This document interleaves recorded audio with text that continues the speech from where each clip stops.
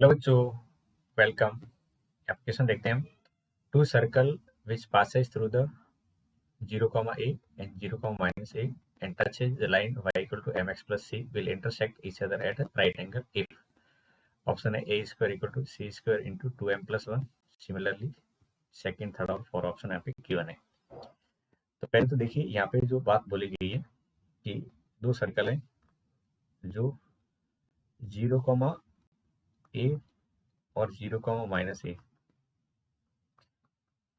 से पास हो रही है। किससे पास हो रही है? 0 कॉमा माइनस a। चलो यहाँ पे प्लस से ले लेते हैं। इनसे पास हो रहा है, दो सर्कल यहाँ से पास हो रहे हैं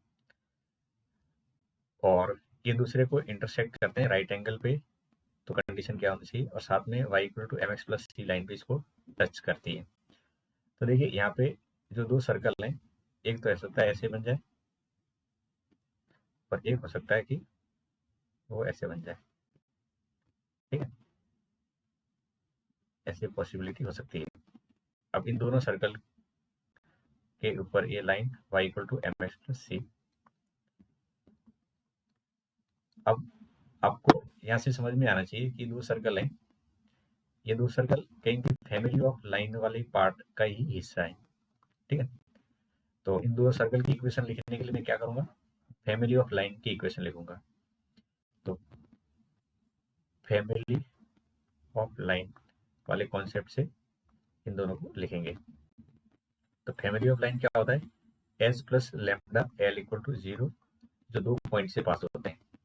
ठीक है, अब आप पूछोगे एस क्या है और लेमडा तो ठीक है, एल क्या है?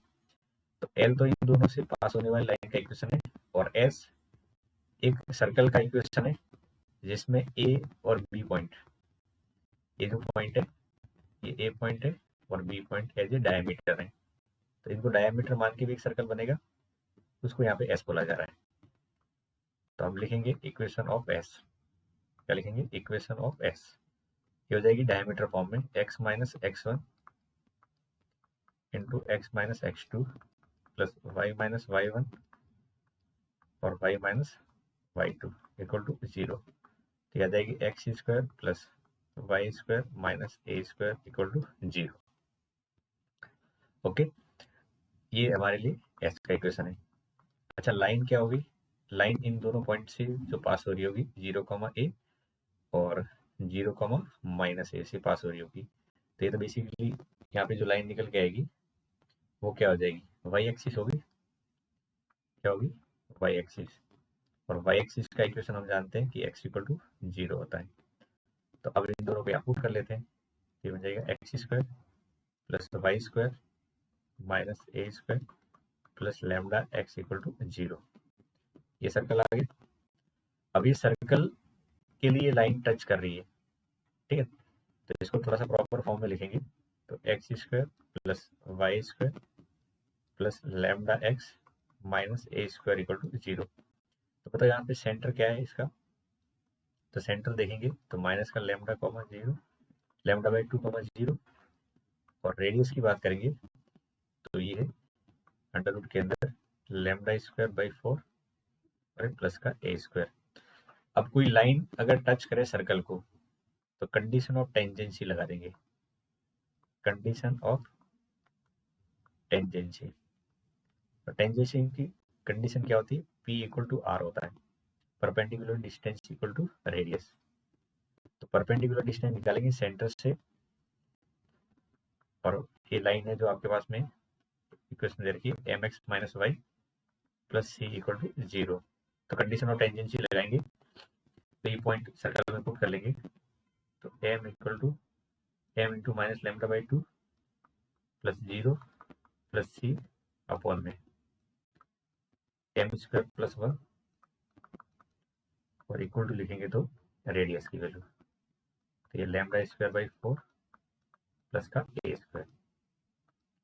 अब यहाँ से इसको जब सॉल्व करेंगे तो हमें एक इक्वेशन मिलेगी।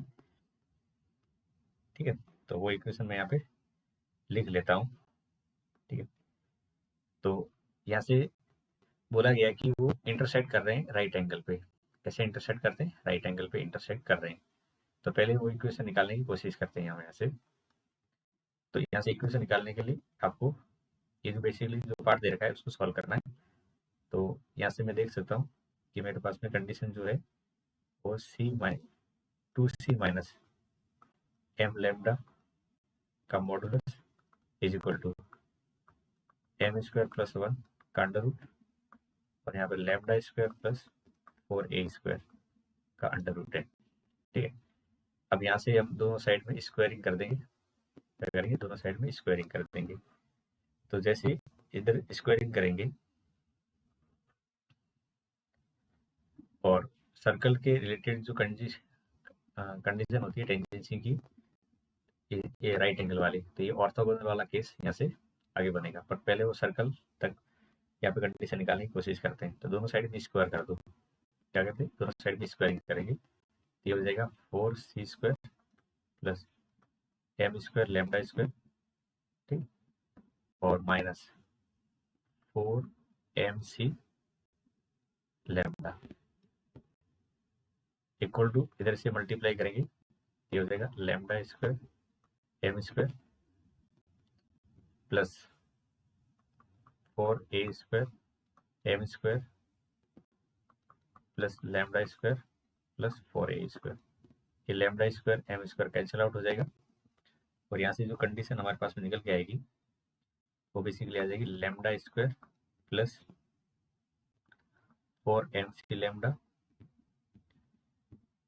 Plus 4a square 1 plus M square minus का 4c स्क्वायर इक्वल टू 0। क्या तो समझ गए। अब ये कंडीशन जो निकल के आ रही है यहाँ पे देखोगे तो ये लेमडा की फॉर्म में क्या बन रही है, क्वाड्रेटिक बन रही है। लेमडा की फॉर्म में क्या बन रही है, क्वाड्रेटिक बन रही है।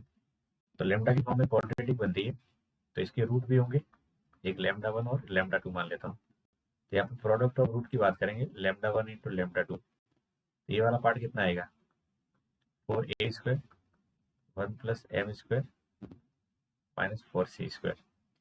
ये लेमडा 1 इंटू लेमडा 2 आ जाएगी। ठीक है, और यहाँ से अगर देखें कि